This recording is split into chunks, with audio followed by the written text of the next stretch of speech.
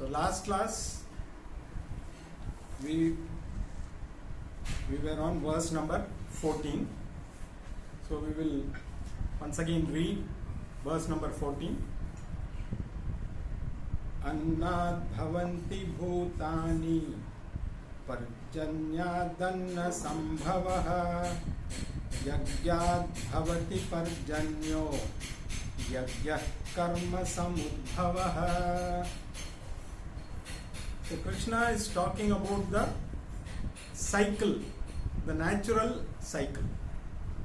In life, in this universe, nobody can say they are independent. Everything and everybody is dependent on something or other. So everything there is a natural cycle. Even our breathing follows a cycle. The oxygen which is given out by the plants is required for your breathing, and the carbon dioxide that you give out is required for the plants. So everything is cyclic. So there are so many cycles. So when there is heat, the water evaporates, the water it condenses, it goes and comes back as rain. So if we say that I am independent, then we are not following the law of nature, because nobody in this universe can say he or she is independent. Everybody, every being. So whatever is available in this universe is dependent on something else. Every being has got a role in the smooth functioning of the universe to maintain the harmony of the universe. So even the smallest little insect has a role to play. The mosquito has a role to play. Though we may not be comfortable with mosquitoes around, but without the mosquito, the cycle will not be complete. So, Krishna says, all beings are born out of food. So, the food that we take is the cause for the next generation also. And how is food born? Food is born out of rain. So, if there is no rain, there will be no plants. If there are no plants, there is no food. So without rain, food cannot be produced. And what is rain born of? Krishna says, rain is born out of yajna or the punya. Rain is born out of karma yoga. Karma yoga means adhering to the law of nature. By doing our part of nature, what nature expects us to do, you ensure that the cycle continues. So they say rain happens because of the punyam. Saying in every language there will be a saying like that. If there are a few good people in a place, rain will definitely happen there. Because the punyam that they do ensures that rain comes on a regular basis. Now if the harmony is maintained, the rains will occur at the right time, in the right quantity. Because everything is important. Nowadays we have excess rains. So excess rains may actually damage the crops. So the food cycle, though we say rain is required, it also should happen at the right time. So when the planting takes place, the rain has to happen at that time, not at the time of harvest. If rain happens at the time of harvest, all the grains will be destroyed. And how does this rain come? Because of punyam. And how is punyam born? Out of karma. Now here, what kind of karma is very important. So in the next verse, Krishna is going to elaborate this cycle further. So here we start with beings are born of food, food is born of rain, rain is born of punyam, and punyam is born of action. So it depends on what kind of action one does. That action will produce that punyam, which in turn will ensure that rain happens. So now let us read verse number 15, where Krishna will further elaborate. Karma brahmodbhavam vidhi brahmakshara samudbhavam tasmat sarvagatam brahma nityam yagye pratishtitam. Now further the cycle, Krishna goes further. He says, how is karma born? So you know, yajna is born out of karma. Now what is yajna, what is karma born of? He says karma is born of Veda. And Veda is born of what? Veda is born of Ishvara, the direct gift from Ishvara.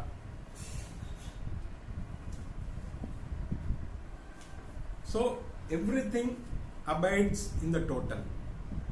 So this cycle is complete now. From in the last verse we knew up to karma. Now what is karma born of? He elaborates further. It is born of Veda. And what is Veda born of? It is born of Ishvara. This completes the cycle. So ultimately everything is connected to Ishvara. So this is what we need to understand. Veda is also Ishvara, because Veda is directly born of Ishvara. Now people may say it is rishis who gave the Vedas. It is not the rishis invented the Vedas. People say the Vedas are so many thousand years back, so many 5,000, 10,000, they put some date. Vedas cannot be attributed to any particular lifespan. As long as the world was there, or you can say the world has always been there, and the Vedas have also always been there, because Vedas are part of Ishvara. Without Ishvara there is no world. So Vedas always existed. Vedas are part of Ishvara. So it is not that the rishis gave the Vedas. The rishis were given that role, or the rishis were the one who received the Vedas and gave it to mankind. Why we cannot become rishis? Is there, why we cannot receive that? Simply because our mind is not prepared. The rishis' minds were prepared. You need a particular purity of mind to receive. Like you receive TV signals, the signals are not produced by the TV, but the TV antenna picks up the signals. The role of the antenna is to pick up the signals. It cannot produce signals. And we see those images on our television. So whatever we want to tune in, we can tune in. We can pick the signal what we want. Similarly, the rishis were nothing but the antenna. they received the signals and they transmitted to us. So the Vedas were not discovered by rishis, they were received by the rishis. So that is why they are called rishis, because they received. So they are rishis.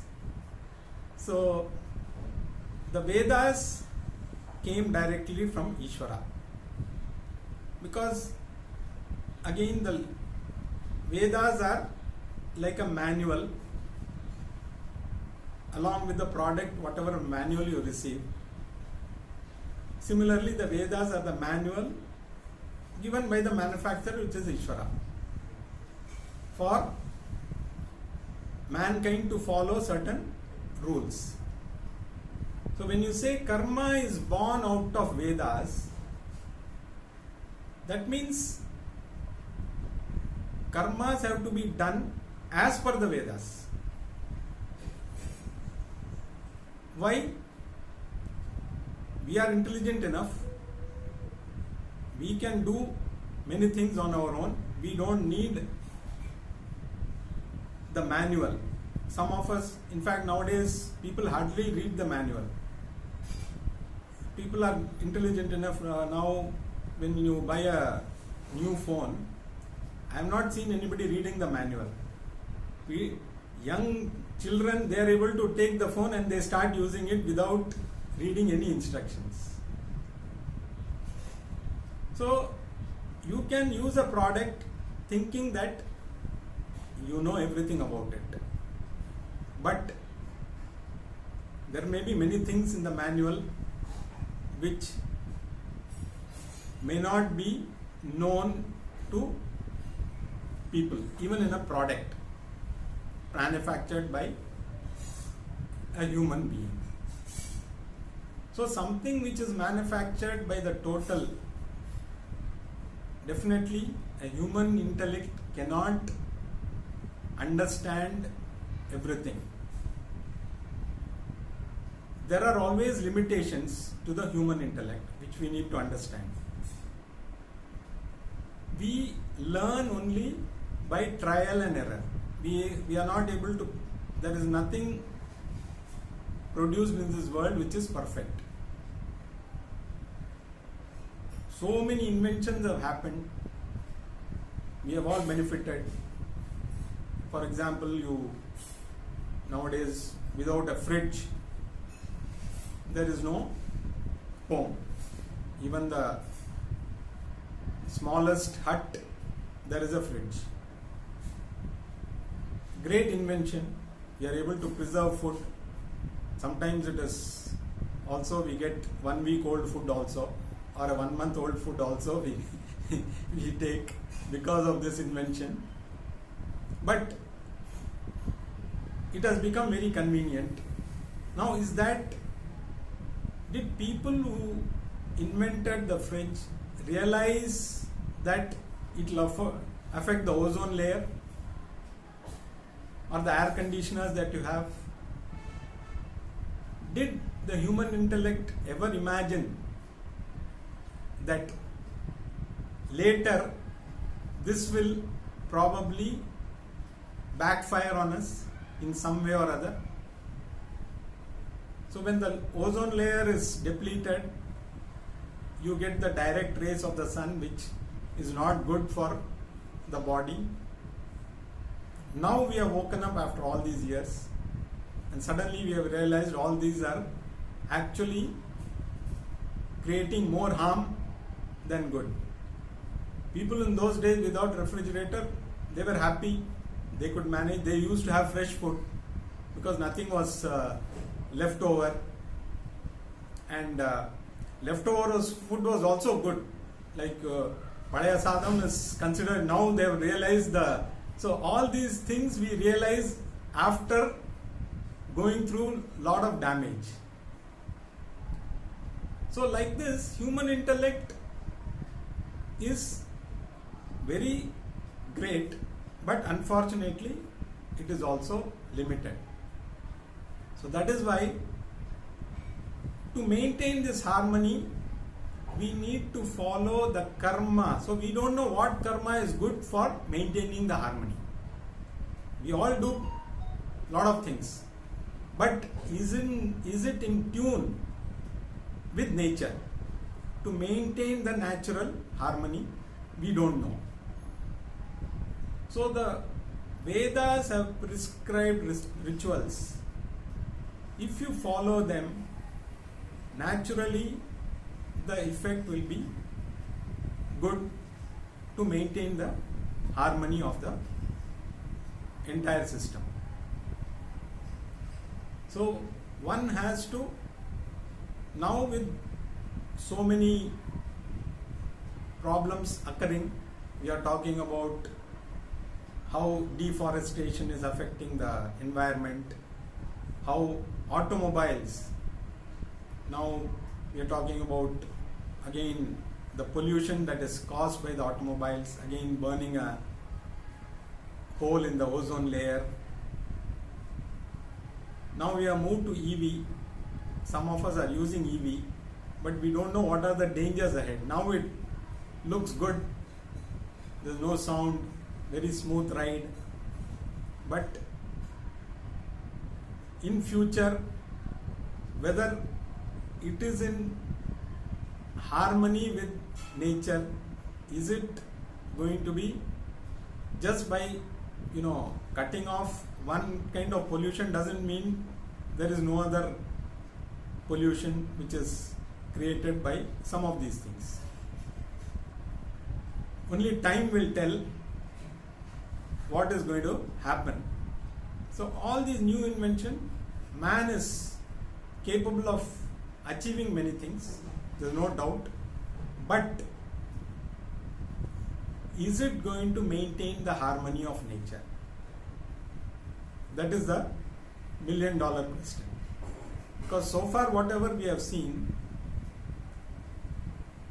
every invention, everything that has been discovered, there is no knowledge which is new.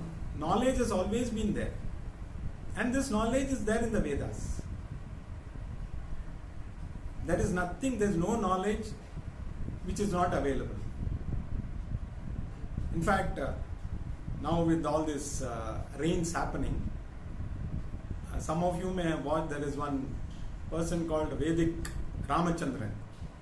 He comes on one of the YouTube channels, and he has done some research, and he is able to predict the weather patterns for the entire world for a year. And if you go by his predictions,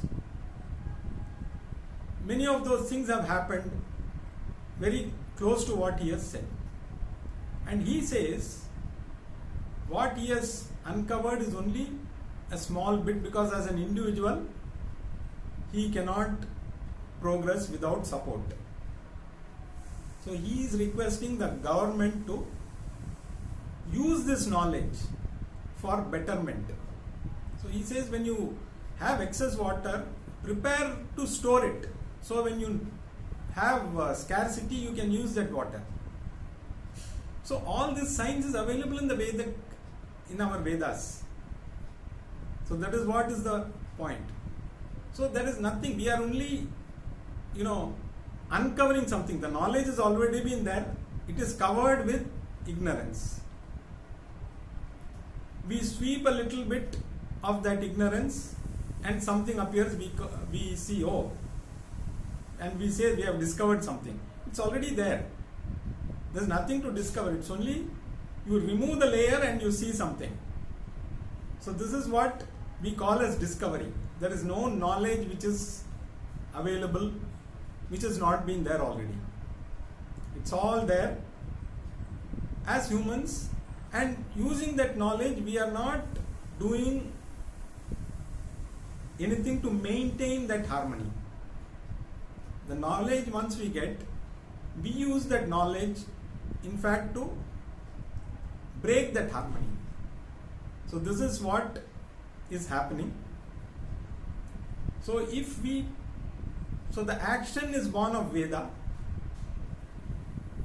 if we perform actions, even the Pancha Mahayajna, if we do, each of us contribute our might, it helps in maintaining the harmony. Unfortunately, only Sanatana Dharma preaches this, or it doesn't preach, it is just, it is what it should be. There is no preaching involved here. You just live as you should, live with nature, follow the law of nature, do everything to protect nature. Nature will give you in plenty. Enjoy that and continue to live in this world harmoniously. Taking care of, unfortunately, when some of the other religions came, they thought nature is there for us to grab. So they thought destroying nature is going to make you happier. And all the scientific inventions which are very advanced at this moment, we have moved from so many things to AI now. So many things have happened, all great achievements, no doubt, but are they in harmony with nature?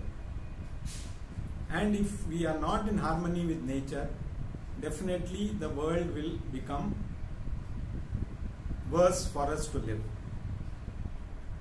Rains will happen at abnormal times, in abnormal quantities, or rains may not occur at crucial times.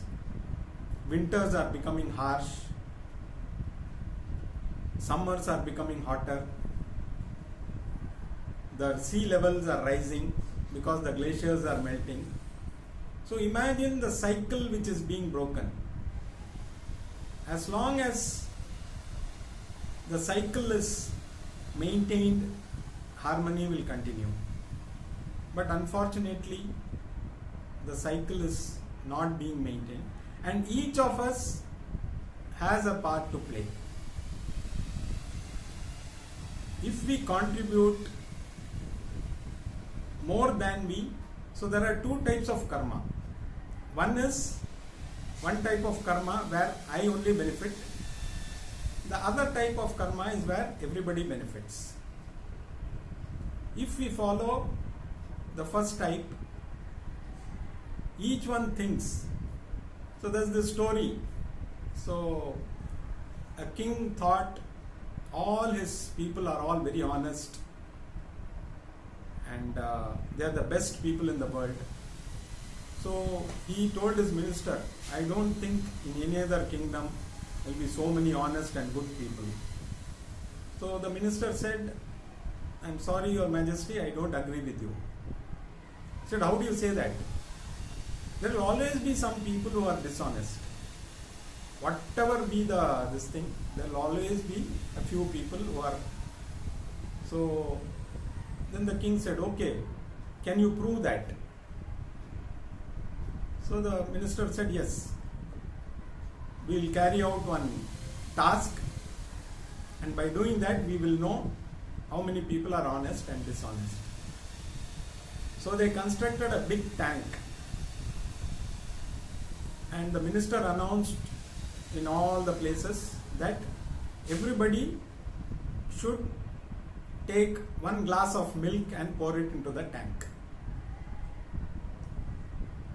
So this announcement was made, and then particular day everybody came.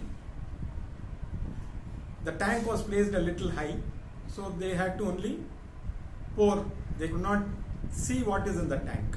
So they could raise their arm and pour the milk into the tank. So that day everybody did their job. After everything was over, now the king said, okay, now let us see if the tank is full of milk. So the king and the minister both, they went there. And when they went into the tank and saw the tank, it was pure water. So the king was surprised. He said, did you tell the people to pour milk or water? The minister said, no, I gave clear instructions, it should be only milk. Now, each one thought, other fellow will pour, who is going to know whether I have poured milk or water?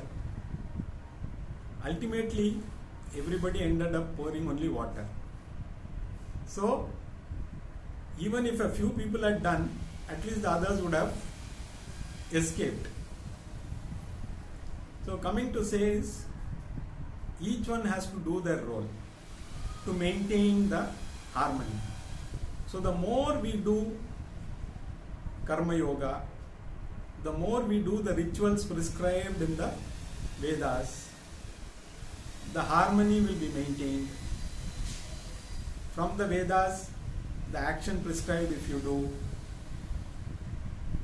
the chain will follow, rains will come, food will come, everything, the whole harmony of nature will be maintained. So this is how Krishna relates how the food happens, and it is connected directly to Ishvara. So everything is directly related to Ishvara because Vedas are Ishvara. Vedas are a part of Ishvara, and the karma prescribed in the Vedas are also Ishvara. And we are also a part of Ishvara. So if we understand this, then everything will go in a very harmonious manner, which unfortunately is in today's context not happening. Now let us read the next verse.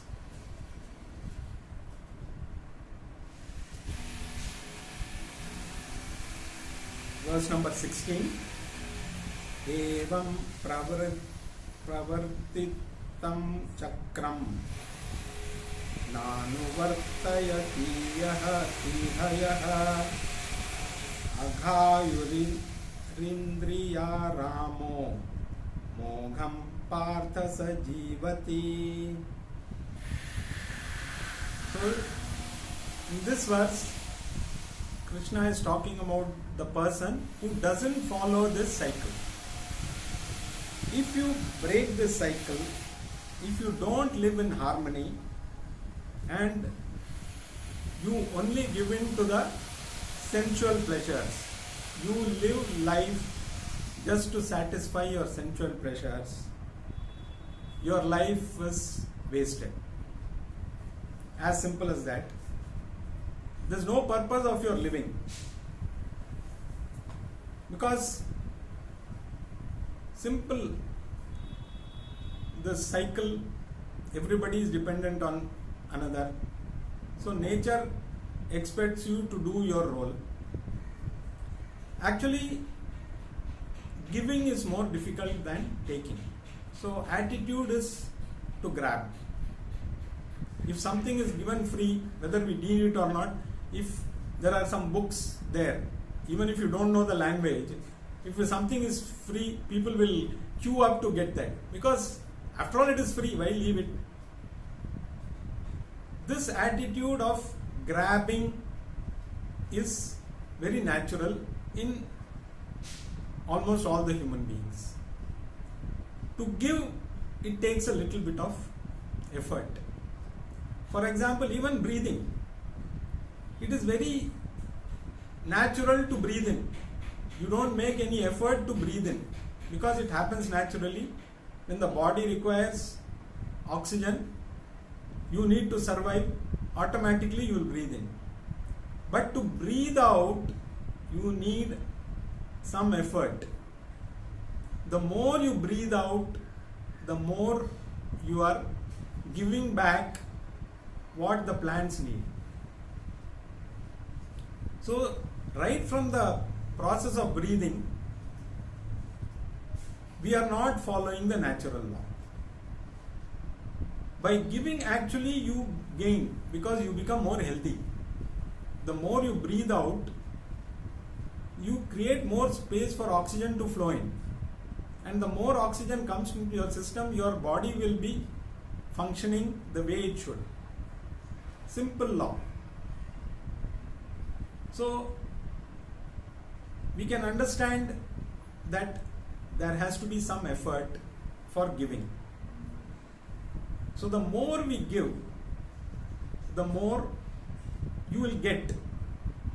But unfortunately, people are so sort of immersed in taking care of satisfying their sensual pleasures that they forget to do karma yoga.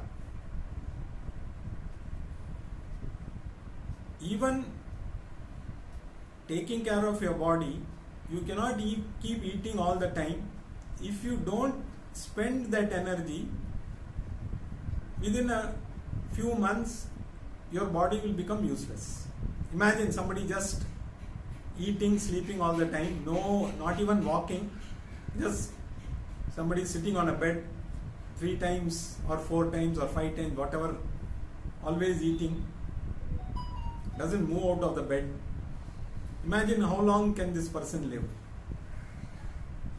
So even for maintaining your body, you need to do some exercise. So whatever you receive, they always say if you want to burn fat, if you take 100 calories, you should burn 110 calories. Then only you will be able to reduce your weight. Same principle if you apply here. Whatever you receive, you have to give back to nature. If your attitude is not tuned to that, definitely you are a person who is wasting his life. You don't know what is the purpose of life. You are just wandering through, and you enjoy your sensual pleasures, and ultimately when this body collapses, you come back again, and based on what you have done, you get another body. You don't know what kind of body. So the person who does not follow this cycle is a parasite. He is a waste person. His whole life is wasted. So karma yoga is the basic requirement for a person to have the right to live in this world. Because if you are not contributing anything, you don't deserve to take. So this is a very strong message that Krishna is giving to people who indulge only to satisfy their sensual pleasures. So karma yoga is a natural thing which is prescribed for everybody. So do karma yoga, follow the law of nature. Nature in turn will give you whatever is required, because everything is available in nature. So all these today, people talk about protecting the environment, protecting this, protecting that. If all of us had just followed the rituals, the actions prescribed in the Vedas, which incidentally have come directly from Ishvara himself, we would not have this problem of how to protect this environment. We are always looking at what will our future generations do. Will they have enough oxygen? Will they have enough water? In fact, they say in future wars are going to be fought for water, not for anything else. To control water, wars are going to be fought. So you can imagine what kind of future it's going to be, and it is all created by man, because no other being violates the law of nature. Every other being produced or that exists in this world follows the law of nature, because they cannot, even if they want, they cannot change the laws. But man, with all the powers, who is a direct recipient of all the knowledge from the source, he uses this knowledge for destruction rather than construction. So this is a strong message. Even today it is. Thousands of years back Krishna told Arjuna, but even today it is relevant. That is why Bhagavad Gita is relevant even today. Next verse. Now, having told the one who doesn't do Karma Yoga what is his nature, the next verse Krishna is going to talk about the benefit of a person who does Karma Yoga, which we will see in the next class.